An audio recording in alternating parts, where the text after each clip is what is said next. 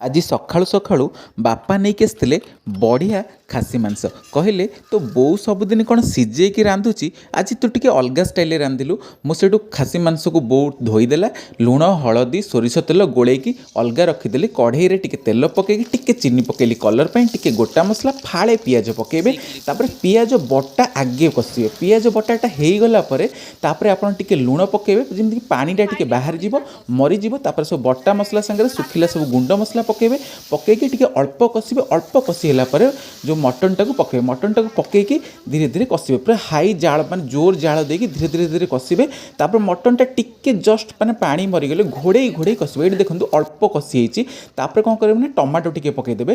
Tomato ପକେଇ ପୁଣି ଘୋଡ଼େଇ ଦେବେ। ସେ ଟମାଟୋର ପାଣିଟା ଯେମିତି ମଟନ ଦେହରେ ମିଶିବ ପୁରା ବଢ଼ିଆ ସେ। ତାପରେ ଏଇଠି ଦେଖନ୍ତୁ ମଟନ ଆମର ଫାଇନାଲି ହେଇ ଆସିଲାଣି। ପୁରା ବଢ଼ିଆ ସେ ଦେଖିପାରୁଥିବେ କଷିଟା ପୁରା ପୁରା ବଢ଼ିଆ ସେ କଷି ହେଇଯାଇଛି। ତ ଏଇଠି ମୋର ଜଣେ ଦିଦି ଆସିଥିଲେ ଦିଲ୍ଲୀରୁ।